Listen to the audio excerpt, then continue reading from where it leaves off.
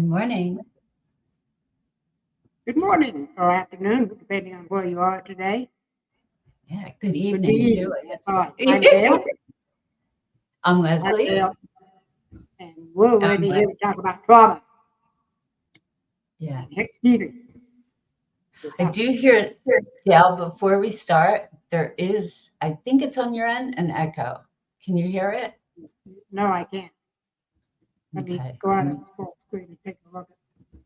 Maybe lower the volume, see if that helps at Oh, all. I can do. Yeah, I can do that. I'm going to check How's my that? end. Better. How's that? Good, good, good.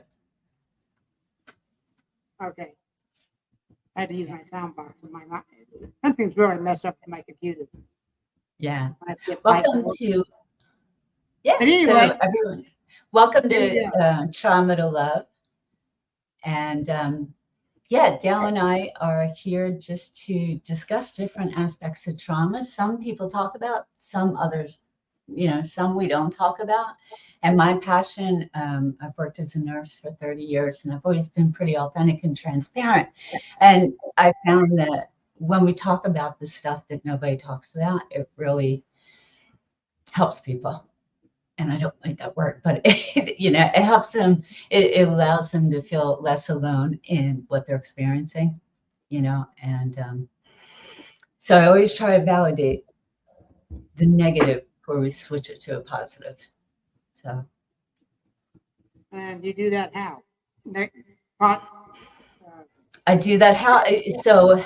Well, it's been a lifetime of practice, and it does take a lot of mental work. It doesn't now, but it did in the beginning. mhm. But I just, once I validate, and I gotta be honest with you, up until about 5 years ago, I did not validate for myself going, ooh, this feels horrible.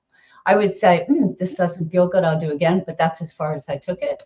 I didn't really sit with whatever the feelings were I had. And I think although I still was fine emotionally, I had healed from trauma, but it left stuff in my body that I had to get rid of. So I always validated for other people. And what I mean by validating is if they have an experience that they don't want, instead of just saying, oh, well, look at the bright side, right? Because that helps nobody. It's kind of like a nurse saying, you'll be fine when you're on your deathbed. You're not going to be fine. So but anyhow, so validating is for myself, I'd go, this feels really crappy. And this doesn't feel fair. And I kind of let myself have a pity party for a certain amount of time. I usually do like 30 minutes. I'll go, okay, go feel sorry for yourself, do whatever for 30 minutes. And then once that's done, I want you to look at the gift and look for the lesson. Because if we can look for the lesson we're supposed to learn, it makes it kind of fun, kind of like a game. So I kind of look at life as a game and like, ooh, if I play it this way, how will it turn out if I play it this way? And I do the same thing with feelings and negative experiences in my life. I try to go, what's the good that comes out of it? What is it here to teach me? And then that takes away from, I've never been in the victim mode, and I think that's why. Yeah, Because I look at everything as a gift. I played the victim for many years.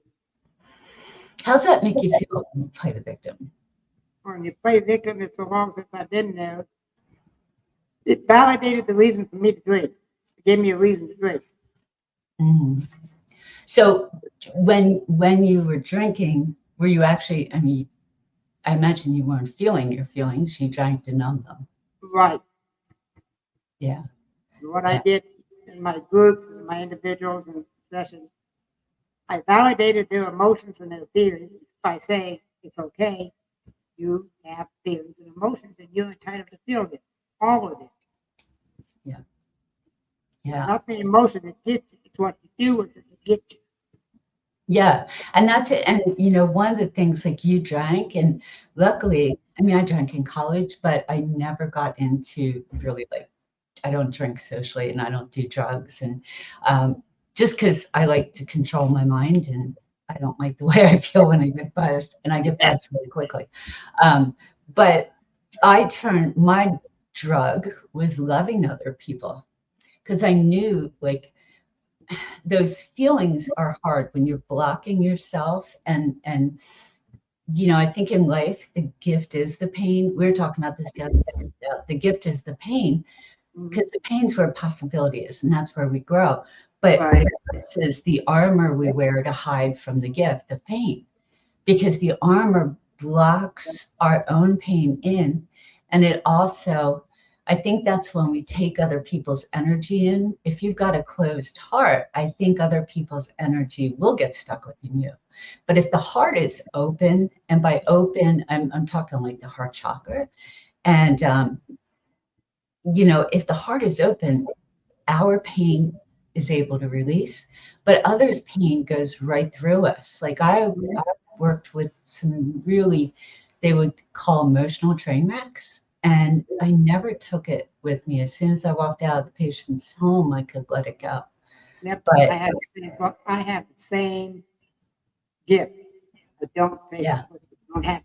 Well, the gift is an open heart. And it's funny, when I left work after 30 years in 2017, because I was following my intuition, and something inside me, that voiceless voice I always listened to, said, your work here is done. It's time to take the message out to the world. And I'm like, okay. And but the message is that, like, we can't do anything. We can't be ourselves and free ourselves if we can't see ourselves. And the only way to see ourselves is to open that heart and say, I've been doing this since I was 16. So for me, trying to hide myself is really uncomfortable. I can't wear the armor. But when I was 16, I went out in the world and I was like, I knew what I needed. I needed to be accepted and seen. And I didn't know how to get that. So I opened my heart and I said, here I am, world, like me or not. Come on, pain. I invited it. And when I invited it, it never came. You know what I mean? Like, because my perception of it shifted. It wasn't something to be avoided. It was really getting comfortable with anything uncomfortable. Yeah. Well, my pain came in waves. Even that's when I quit drinking, went into Yeah. therapy. It just came in wave after tsunami after tsunami after tsunami for years. Yeah. When I worked Well, with Dr. Phil, it was the same thing. And I think that's normal, though. Like, I see, particularly in the past couple of years, since they talk about, neuroplasticity, which drives me nuts. But everything's so positive. It's got to be positive, and life isn't.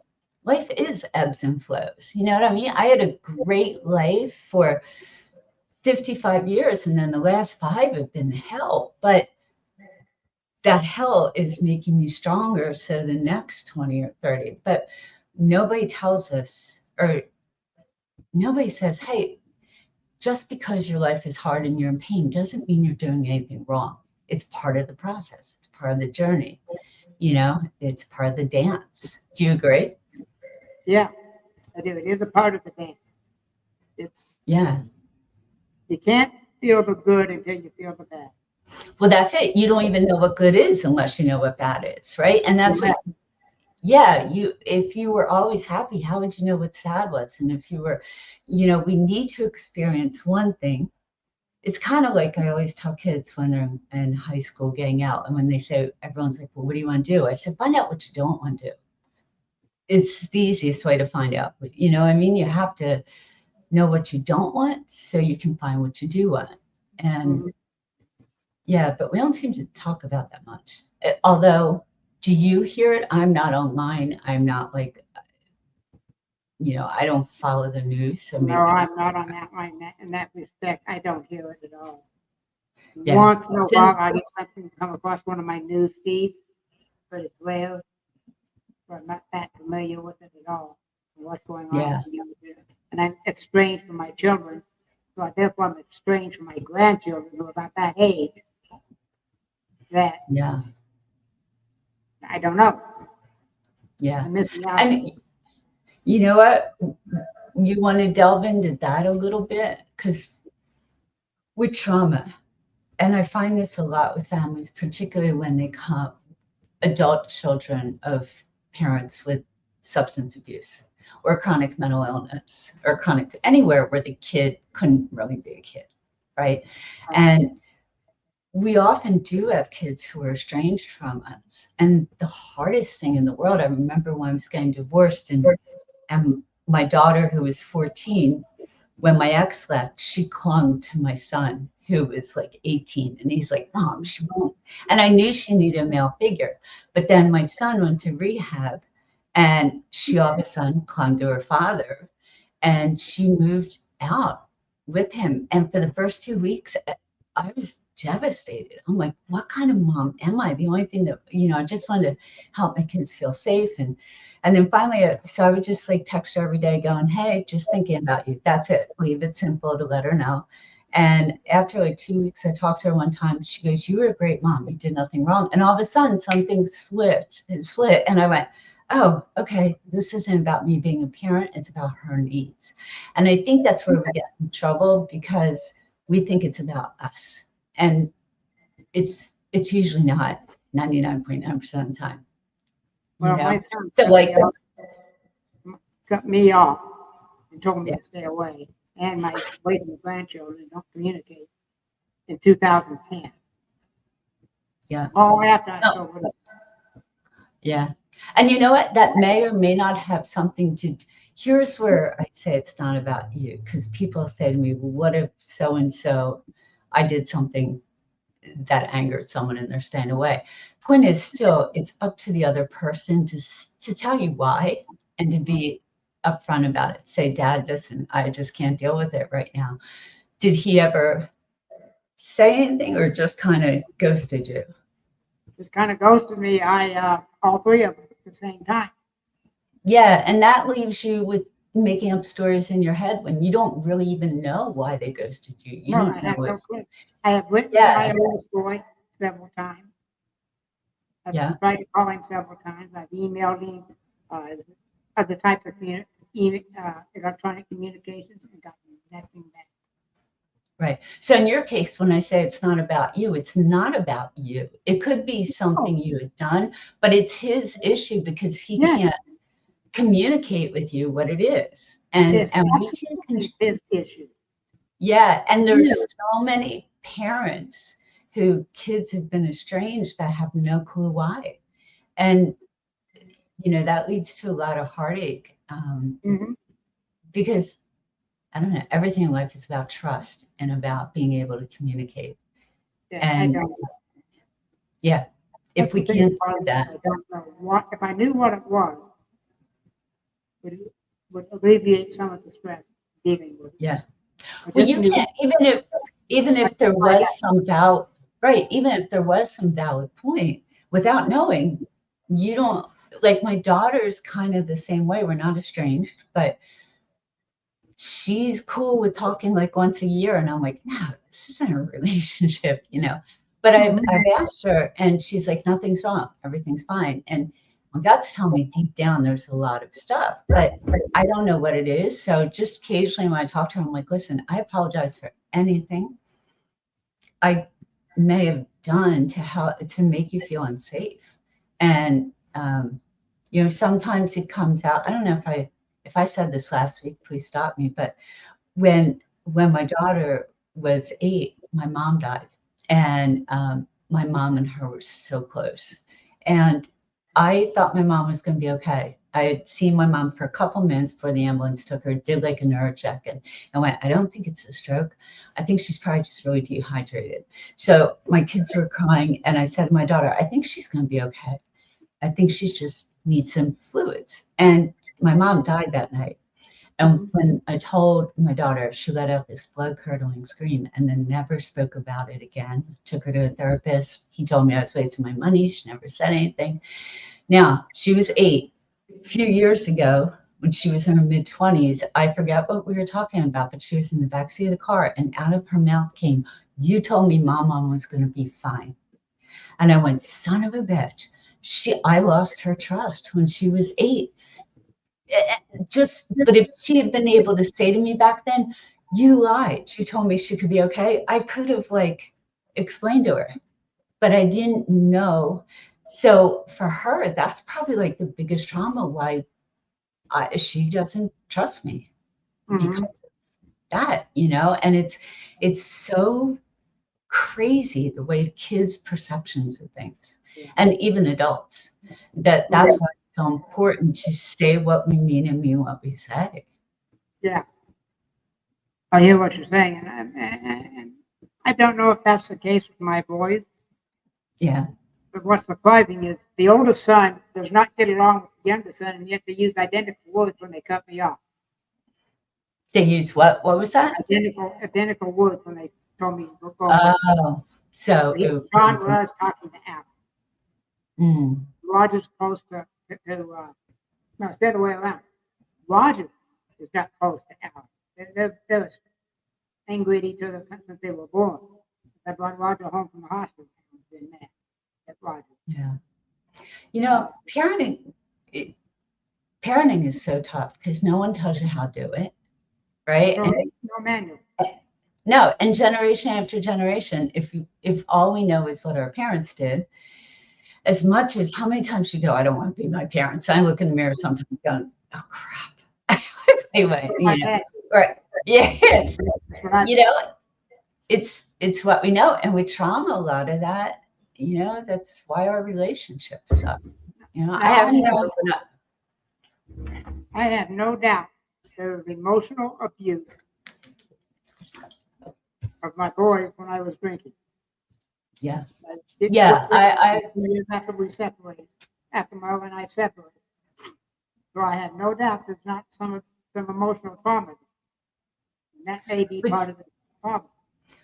Well, you know, and at that point, so I grew up, my dad was an addict and he was gambling, but it was still like the same manipulative emotion. Yeah, same mindset and same hurt he had. And my ex was, and then my son was. And so I've been around a lot of, you know, people who have addiction, substance use disorder. But that's where like you have to have someone go, it's not about you. It's not about you. And understand that the person at that time isn't well, you know? And the thing is with substance abuse, I always look as when my son signed himself into rehab, I started to get therapy for the first time in my life. And because I went, if he's not well, that means the whole family is not well. And it used to bother me because I'd go to all these meetings for parents and they're all blaming the person with the addiction. I'm like, yo, dude, it's a family disease. It is not a one person disease. Yes, that person picked up the drug or whatever, but it's why did they pick up that drug? You know what I'm saying? Like we just fix the addiction. We don't go like what caused those feelings that made you want to numb those feelings. All right, now wait, you saw me put this on airplane mode. I have no clue what I apologize. But yeah, but there's just so much in mental health, healthcare, people who want to quote unquote help other people. There's so many things that we don't delve into because it makes us uncomfortable. And that's why I think we never really get to the root of the problem. We just keep slapping band-aids. And the wounded. Yeah, in my groups and treatment, my giving treatment, I would say, in giving the treatment that I was doing in my job, I attempted, and it was very unsuccessful in this case, to get the person to talk about the dynamics of the family. And usually I'm very unsuccessful at getting them to talk. They wouldn't open up. Yeah, and if they're not ready, they're not ready. You're echoing again, so I don't know if you want to switch. It sounds on my end. It sounds a little underwater-ish. I'm not sure if anyone's listening. Maybe I'm getting too far away from my microphone. Maybe, yeah, but yeah, and that is the thing. You know, if people aren't willing to open up, the only thing we can do is just love them in the space. And when I've done talks with you know, codependent groups and addiction groups, I always say the one thing I really don't like about those groups, they work, but I don't like calling character defects. Yeah. Because first of all, the reason people who drink, or even codependents, anyone who doesn't have healthy coping mechanisms, they feel like crap about themselves to begin with, right? Yeah. Like we do enough good a job judging ours. And in reality, all those coping mechanisms were developed in childhood when all you were doing was trying to stay safe. So Mhm. they're not character defects. They're coping mechanisms that worked as a kid that don't work as an adult. And so I have a problem with the very foundation is that we're so hard on one another. We're so quick to Mhm. judge instead of Oh, Lord. praising one another. Yeah. I try to I don't lie, but even when I pass people in the street, I will try to find something on their outwardly appearance I can make a comment. Because how often do we hear the good things about us? You know? And that really is the root of the problem. We all need to feel enough. We need to feel worthy. And know that worthiness comes with nothing we do. It's just who we Mhm. are. I, Sorry, I went off tangent that's there. fine, that's fine. I, used to shock my clients because I tell them that I love you because you can't love yourself right now, and there ain't a damn thing you can do about it. Yeah, And they just, yeah, like, yeah. what? Whip your hands in your screen. When I worked with women in as a nurse, I worked in public health with low income women on Mhm. welfare who were pregnant. And it's funny when I left work and I knew what I did for them. I loved them into being. That was really it. I just created a safe space for them to be themselves so they could see themselves, so they could shift their perception and free themselves. That was it. And when I called them and said, "What do I call myself?" Because I didn't want to come out of work and be a coach. I was just a speaker, but that didn't seem to be good enough for people just to write speaker. So I said, "What did I do for you outside of being a nurse?" And they were all like, "You taught me how to love myself." And I said, "Okay, can you tell me how I did that?" Because that wasn't my intention.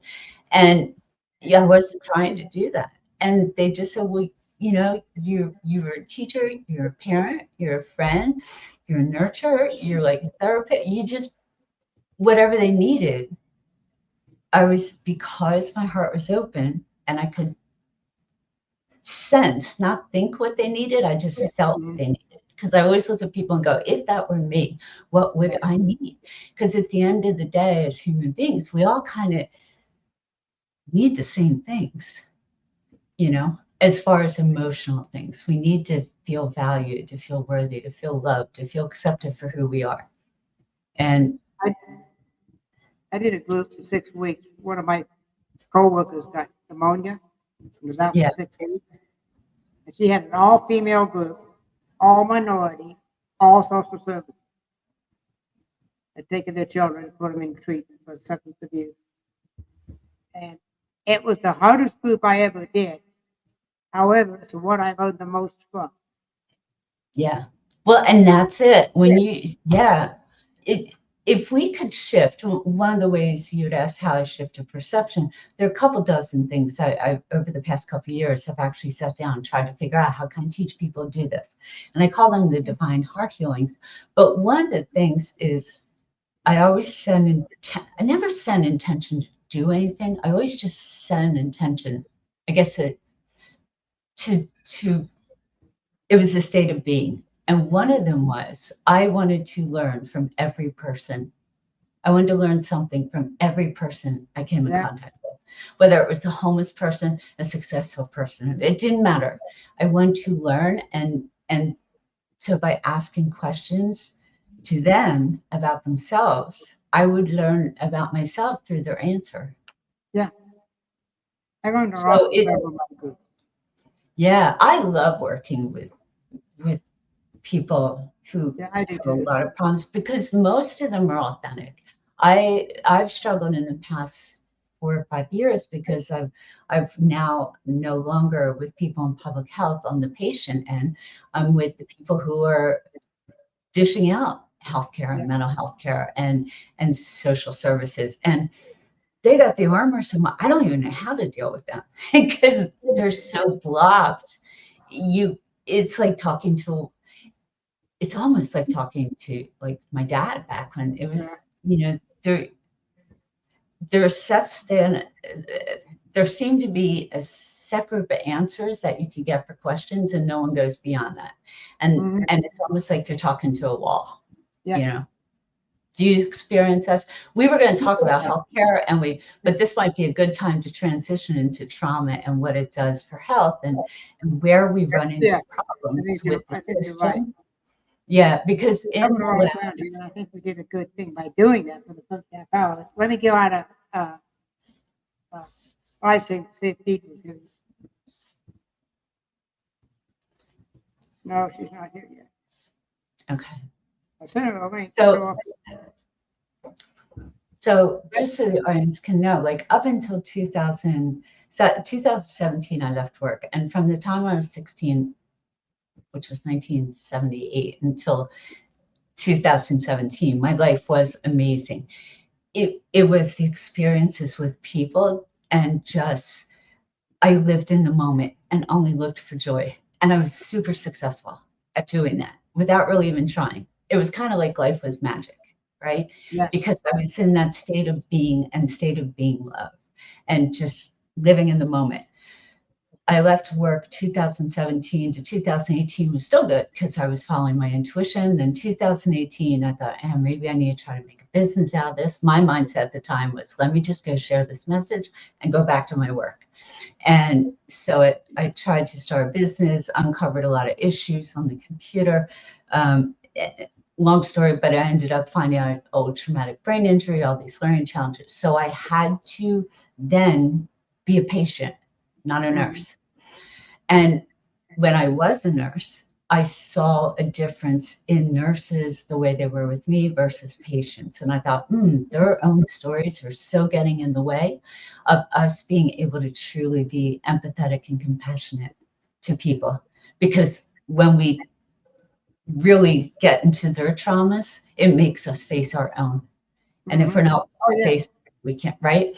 So since probably 2019, the beginning of 2019, I've been a patient, not a nurse. And let me just say for anyone out there with trauma, people have trauma, as a general statement, are not the problem. It's the people who are attempting to help. And again, not everybody. It's just I don't like making generalized statements. If I had to make a hypothesis or something, why we're in so much trouble, it's the judgment, the not listening, and it has nothing to do with people in trauma.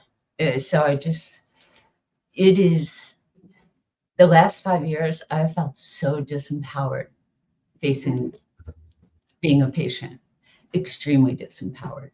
And and I had the knowledge of a nurse. I would walk out and visit, and it wasn't, let me just say, I did not come in contact with any registered nurses the last 5 years. It was more mental health providers, it was physicians, it was people in insurance companies, people who work for disability agencies.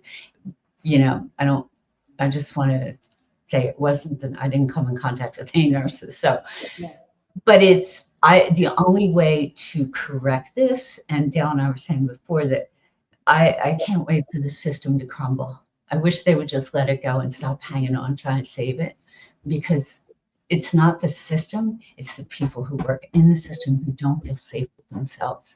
Who have no clue what they're doing. Despite going to school, life's experience, everything, their own experience in the field, they don't. I totally concur with that statement. Yeah. And I don't think it's they don't know what they're doing. It's they have not yet come to terms with their own traumas because they're wearing the armor. And that with the armor, they can't see themselves. And because empathy, and let's make it clear, empathy in my experience, empathy is not understanding someone's experience. Because I will never know what it's like to be Black. I'll never know what it's like to be a man. I'll never know but empathy is understanding the emotion that the experience generates. And if I look at empathy that way, I can empathize with anybody, whether I've been in their shoes or not. But there's such, you know, I see both ends. I understand when you're so busy and, you know, I understand how it happens, but when I took this problem to management, nobody wants to hear the problem because they are the problem. So Yeah. what do you do to correct it? You know, and the curriculum I wrote for systems is teach leaders, those who serve, and those who are served. Let's all learn the same thing on how to feel safe with ourselves, Mhm. because that feeling of unsafety, whether it be emotional and physical, real or perceived, that's what's harming our bodies and our minds. Feeling unsafe triggers that chronic toxic stress everyone talks about, Yeah. and the nervous system. Um, and I find how, you know what, I want to ask you a question. Well, With that statement I just made, do you find sometimes with yourself that you might emotionally, mentally be in a good space, yeah. but your body seems like it's almost going through withdrawal again? Did No. you ever get no? Okay. See, and I did, but I also, with the brain injury and the optic nerve, when my eyes are open, Yeah. my body never feels safe. And I think that's why going out in the world, hugging people, I think hugging, touching, connection allowed my sympathetic nervous system to calm down, feel safe. Um, but what, and I don't know if you want to share, but with your traumas, have you had any of the issues like they're usually three that I've seen: Hashimoto's, which is the thyroid, some type of migraines or neurological. There's muscle involved fibromyalgia, MS. So yeah, but that autoimmune is really challenging because autoimmune is like our body's fighting our own Yeah. And body. I think that's part of my physical health issue. Yeah, well, that's Yeah. what I'm saying. That is the physical health. So sometimes over the past 5 years, I was pretty solid in my emotional and mental health, even though I'm stressed. But without with being faced with people with the armor and not connecting and not hugging people and not feeling Yeah. the world, my body just kind of, I would be tremoring from the inside out, going, "What the hell?" Like if my thoughts are off, I know how to recorrect them. But if I'm in a happy space mentally, but my body's like miserable, I was like, what do I do with this? You Yeah. know? And I think that's a lot of what trauma is. And that stuff is really hard to diagnose. So you go to doctors, you feel crappy, things are off, but your blood work's fine. And they Yeah. say there's something wrong with you. It's emotional. So now you're judging yourself more because it's emotional. I'm telling you, a lot of it is not emotional. I don't, from my own experience. It was just, it was emotional in the sense of all the years I said I didn't validate my own feelings. Mhm. That was kind of emotional because all this stuff was stuck, energy Yeah. gets stuck in the body. And it was the neurodiversity, the fact that whenever I walk, my body feels unsafe, always will. Right. So sometimes we have, when our bodies are making us feel horrible, but it's not specific, like doctors can't find anything. We just have to really nurture the body if our thoughts are okay. And it's Yeah. not by working, I took hot baths. I like started touching and caressing myself, which worked one day for neck pain. I was like, oh, sweetheart. And I'm like doing my neck. I'm going, thank you for holding my head up all these years and carrying the weight. And the Yeah. pain went away. Um, and I started working. Did you ever work with your energy to try to move, like if you had an ache to try to move it No. mentally? That's No. really cool. That's I moved a migraine. It took me like 2 hours to do it, and Yeah. as soon as I stopped focusing, but I think we just need to love bomb whatever's. And Yeah. what I I, what I do, and you can try this next time you have pain too, is when a part of my body, when I'm in pain, I put my hand on my heart and close my eyes, and I try to imagine the heart pumping blood, and it's really oxygen rich.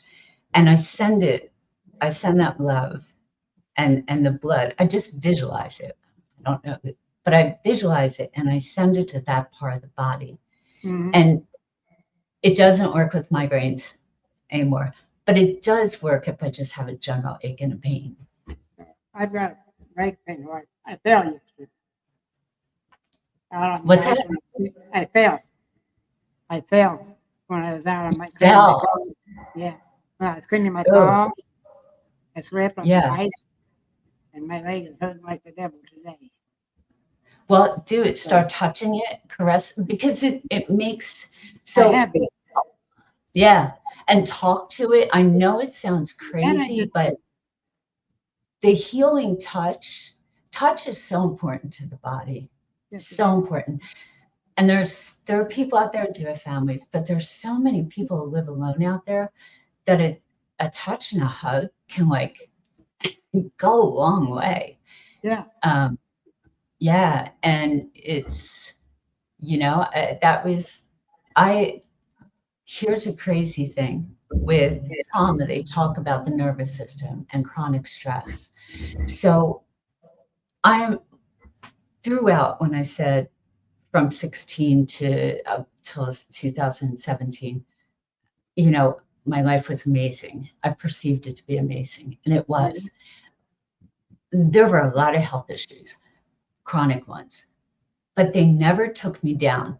Acutely, they would show up, but I would bounce right back. One year I had 8 surgeries in a year, Yeah. never missed a day of work. And I was fine throughout them. They didn't take me down. And I think what happened was that feeling one with the world tricked my brain and body were like working together, and it tricked my body into thinking it was in something called homeostasis, which means it's working really well. When in homeostasis, all my blood work came back fine. Even when I was hemorrhaging, my hemoglobin was fine. When I had obstruction, no test picked it up. Once I stopped hugging and knowing my body was able to feel safe through hugging other people, all these things which never took me down came to the surface and took me down. Mhm. Does that make sense? Just trying to give an example of how important it is, particularly if you've had trauma or your body's been living in that state of high alert all those years. Human interaction or your own interaction and the touch is so important to keep our bodies regulating. Human or social animal. Yeah.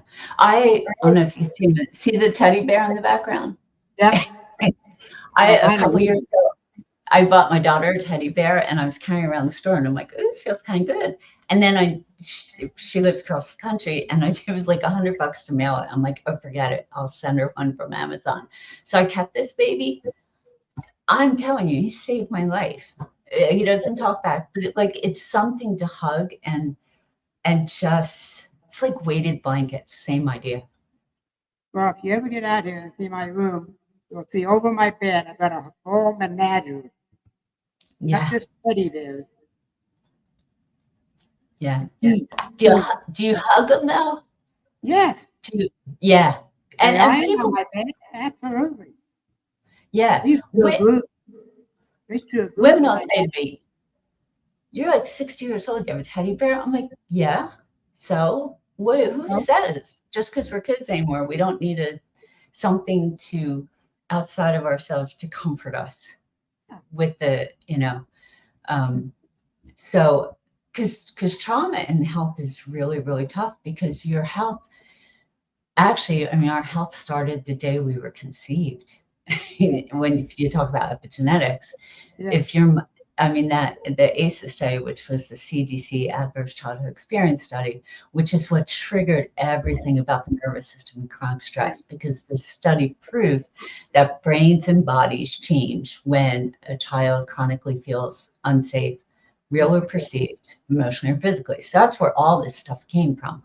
And but so we're dealing with health issues now that have been brewing. If we're in our 50s and 60s, they've been brewing for decades. And and they say, what's his name? I can never pronounce it. Bessel, yeah, Body Keeps the Score. It was a book on trauma. And I was on a Zoom call with him once. He said it takes at least 10 years to clear the body of the effects of trauma.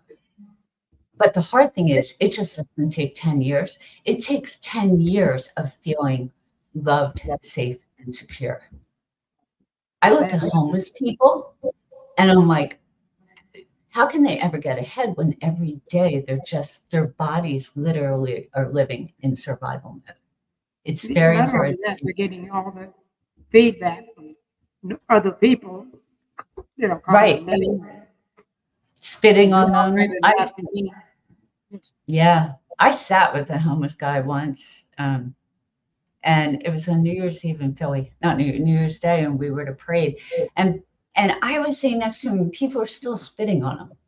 Yeah. It was a young kid, like in his 20s. I'm like, what if that was your child? Would you want somebody doing that to your child?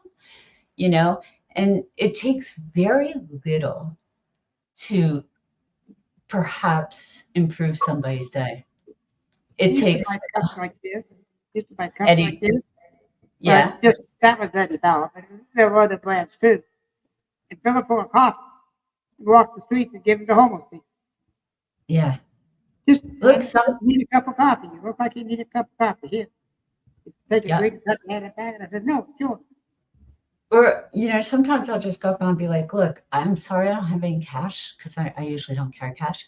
I can go buy something, but would you like a hug or you want to have a conversation? And when I was in Philly and I would routinely, because since I worked in really bad neighborhoods, I would always sit down and have conversations with homeless people.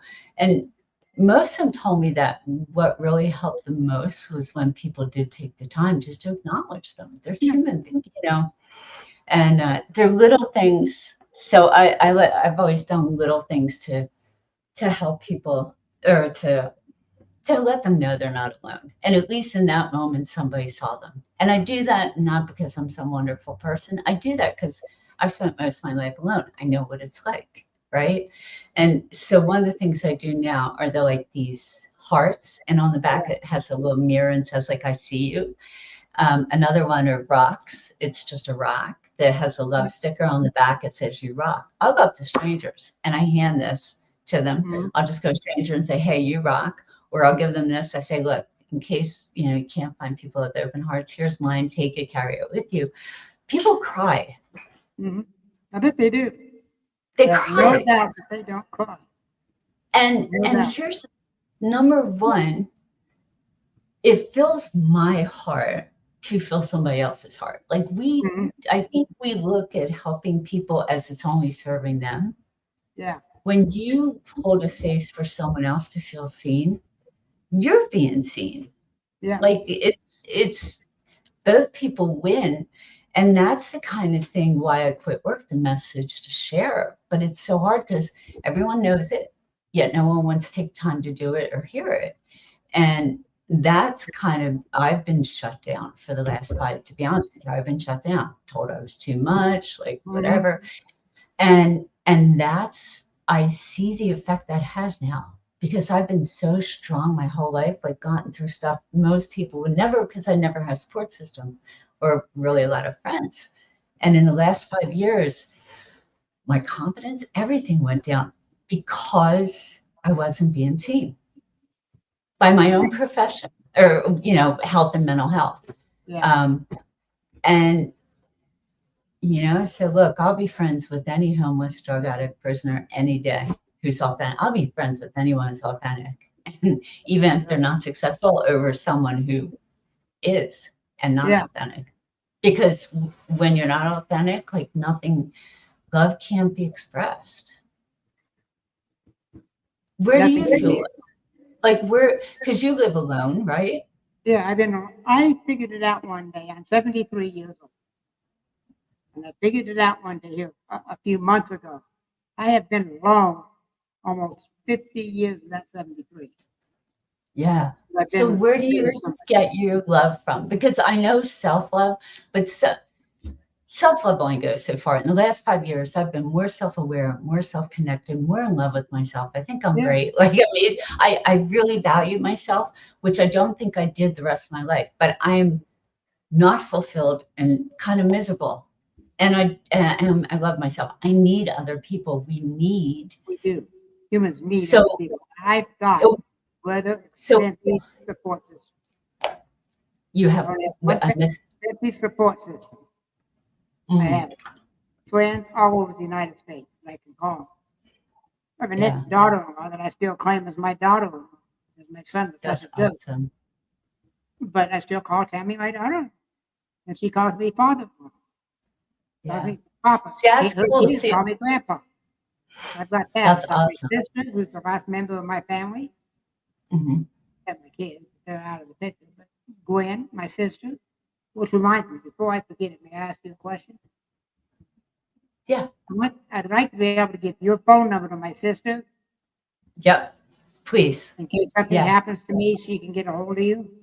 Absolutely. All right. Absolutely. Yeah. I'd And like I'll to give know. you my sons because, like, Dale was saying he's got support. I have a few good friends, but one of the things about the way I live my life is no one truly understands me, right? Like, they all think I'm a little eccentric. And with traumatic brain injury, I have autism and all these other things that Yeah. I can be exhausting 24/7. I found that out about myself the last 2 years. Just even the physical stuff, I'm constantly dropping things. I'm like, because of traumatic brain injury. So I've always had a lot of friends, but not really, really close friends, and they're all kind of successful. So they're the people in the last 5 years, I would call the network that I had I got them more from birth zone development and they were entrepreneurs. I'd say, listen, can you just hold a space for me? I need to get all this stuff out of my head. And I don't need you to tell me what to do. I know what to do. It's just I talk to people, for a while there. I was only talking to people once every few weeks. Like stuff gets in your head. And I couldn't find anyone to hold that space. Inevitably, I would start saying what was wrong and people would start telling me what to do. And I'm like, now I know what I did. So the gift of all that was that I finally found out what I did. I hold a space. No matter, I hold a space for the dark so people can see their light. And that's what we're supposed to do. I know from a divine purpose, that is what we are here to do for one another. I have so many friends that would hold a space for me and have. Yeah. I have Really two. not- You and we just met. Yeah. But I have two. And the other poor girl over the last five, I wouldn't call her because I'm like, oh my God. And I'd say, please let me hold space for you. She goes, well, I don't like to share my stuff. And I'm like, well, let me be of value to you. I don't always want you holding a space for me because then I start to feel like a burden. You know what I mean? Yeah. Like it needs to be reciprocal. But I think people who can hold a safe space feel safe with themselves. Yes. Do you agree? I totally agree with you. It's got to be, I mean, if it's not reciprocal, it's not real. Yep. Yeah. It's phony. And that drives me absolutely crazy. Yeah. Phoniest of people. Yeah, I'm there for you. When you call them, they're busy or whatever. They don't want to do it. But I've got some friends that are just call 24/7. They'll be there for you. Well, I even with a couple girlfriends when I lived back in Philadelphia, I'm in California now.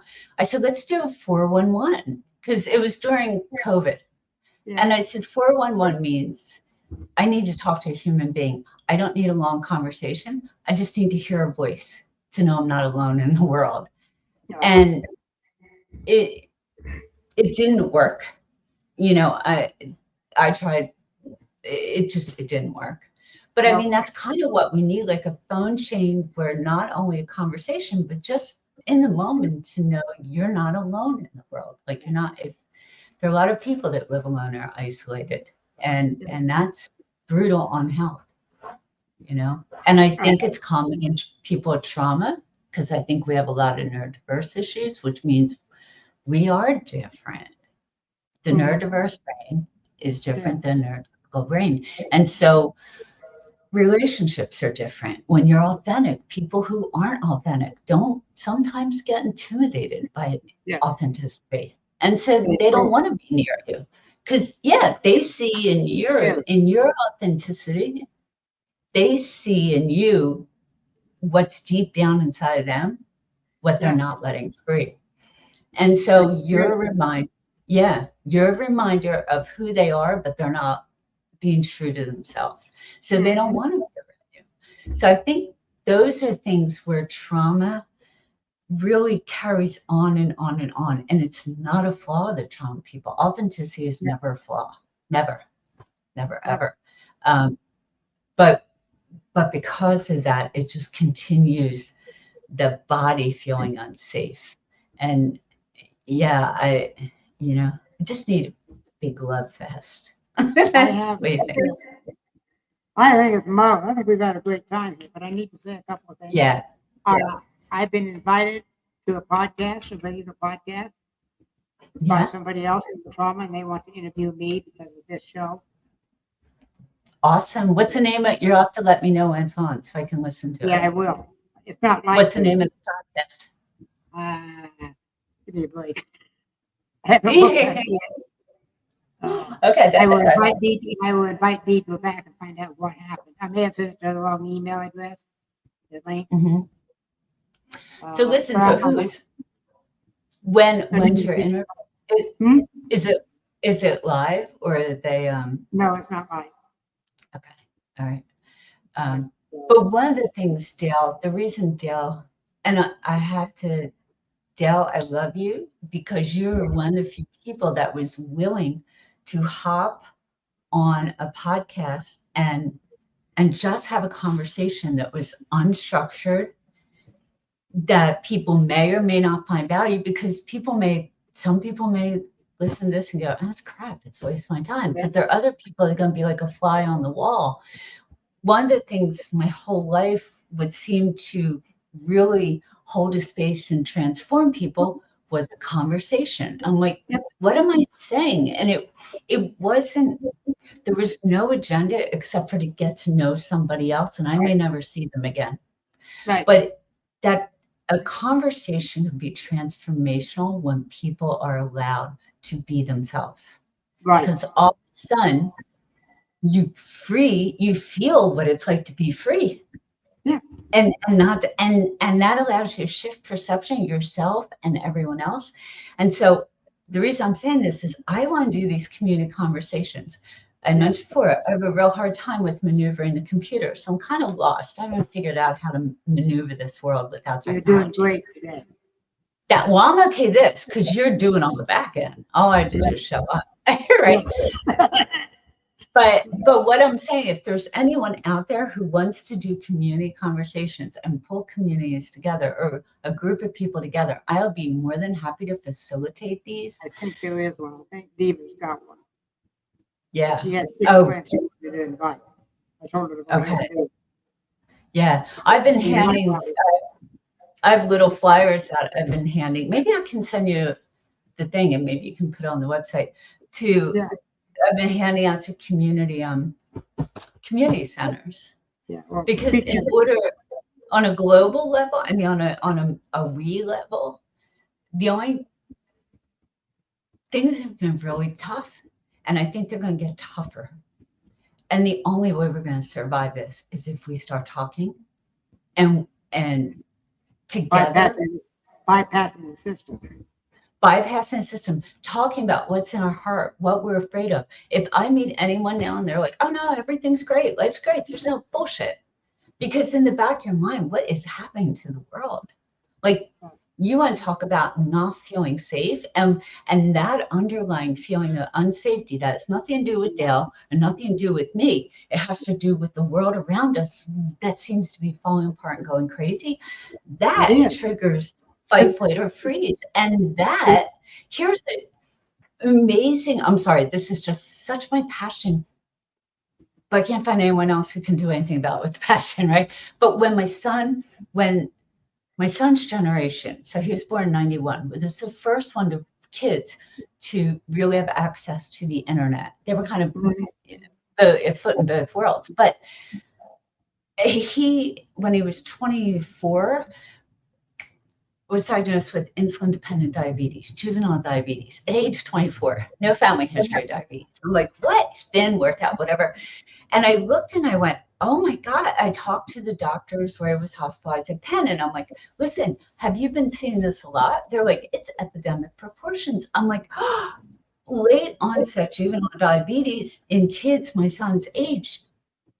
It's what they've seen on the internet. It's making them feel unsafe, which is putting them into, and then I saw a CDC study back then that pre-college kids, pre-diabetic was up 25%. So whether we are emotionally stable and no trauma, whatever, it doesn't, in today's times, what is going on in the world is enough reason for us to talk about this stuff and to say, yes, I'm scared. I have kids. What is their future going to be like? I got grandkids and kids. Yeah, politicians. If at any point in time we need to learn to trust ourselves, to take the armor off, to trust, because you can't trust yourself if you're wearing the armor. It's impossible.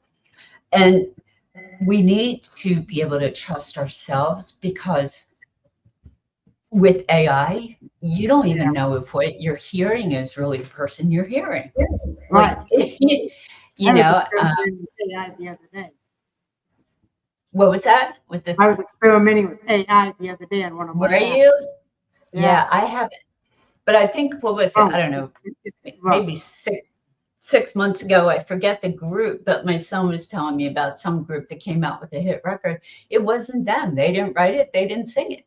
It was in their name. Well, so if the world offline, but we can continue this conversation offline. Yeah, no, that's okay. I just, you know me, I could talk for hours. I can too. Hours. I'm gonna make a pit stop because. So, all right. Well, listen. I want to do that. I'm gonna go offline now and then just hang around. Yeah. Oh, you want me to hang on? Okay. Yeah, all right. But we're signing off. So for people, we'll be back same time next week. Yes. On Monday. I was going to ask you, do you want